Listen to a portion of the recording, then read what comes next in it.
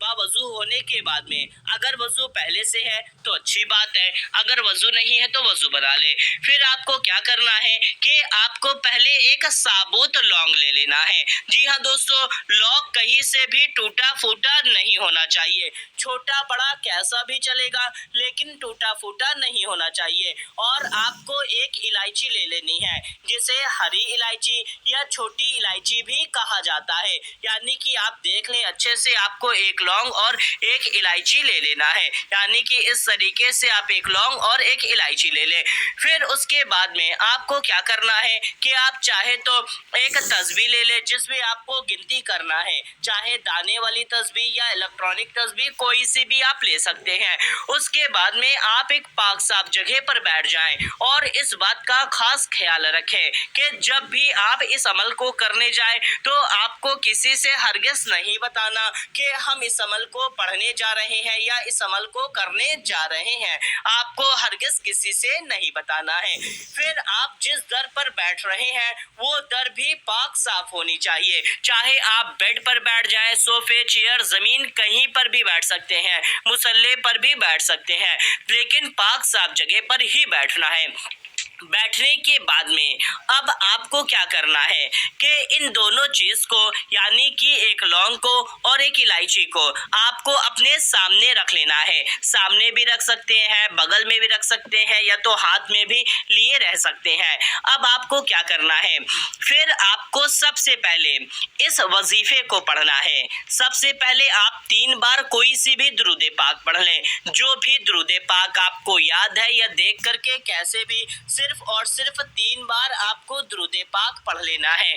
फिर आपको सिर्फ 1000 बार 1000 टाइम्स या वदूदू हमने हिंदी और इंग्लिश दोनों में लिख दिया है। आपको पूरा का पूरा 1000 बार या वदूदू पढ़ लेना है। 1000 बार या वदूदू पढ़ने के बाद में फिर आपको आखिरी में 3 बार दुरूद पाक पढ़ लेना है। इतना पढ़ने के बाद में आपने जो लौंग लिया हुआ था, इस लौंग पर आपको फूंक मार देना है, यानी कि इस लौंग पर आपको दम कर देना है। अब ध्यान दें कि जो हमने अभी बताया या वदूदू का वजीफा, आपको सिर्फ और सिर्फ लौंग पर ही दम करना है, इलायची पर नहीं, सिर्फ लौंग पर ही आपको दम कर देना है, फूंक मार देना है।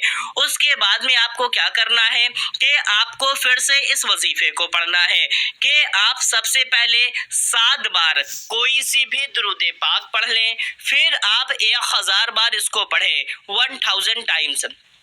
या अजीजू हिंदी और इंग्लिश दोनों में लिख दिया है। इसको पूरा 1000 बार पढ़ लें और फिर आखिरी में 7 बार दुरूद पाक पढ़ लें।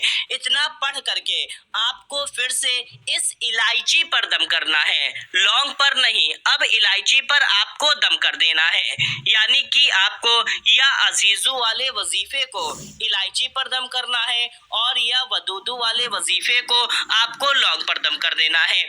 इतना करने के बाद में अब आपको क्या करना है कि जिनके लिए आपने किया था, जो भी आपका महबूब है, आपको उसका कम से कम 11 बार या 21 बार नाम ले लेना है। जी हाँ दोस्तों, चाहे तो कम से कम में 11 बार या 21 बार, यानी कि आपको 11 बार और 21 बार ही नाम लेना है। 11 से 12, 13, 14 ऐसे नहीं, या तो सिर्फ 11 बार या तो सिर्फ 21 बार उसका पूरा नाम लेना है। और उसके बाद में आपको इस पर दम कर देना है, यानी कि इसके ऊपर लौंग और इलायची दोनों के ऊपर आपको फूंक मार देना है।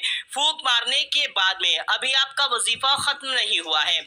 फूंक मारने के बाद में फिर आपको क्या करना है कि आपको सिर्फ 3 बार कोई सी भी दुरूद पाक पढ़ लेनी है। कोई सी भी फिर से 3 बार दुरूद पाक पढ़ लें और फिर आप 7 बार 7 टाइम्स सूरे फातिहा पढ़ लें। सूरे फातिहा, अलहम्दु शरीफ, बिस्मिल्लाह शरीफ से लेकर के पूरा आमीन तक आपको 7 बार सूरे फातिहा पढ़ लेनी है। फिर आप आखिरी में 3 बार दुरूद पाक पढ़ लें। इतना पढ़ करके आपको इसके ऊपर दम कर देना है, यानी कि लौंग और इलायची दोनों के ऊपर आपको अच्छी तरह से फूंक मार देना है।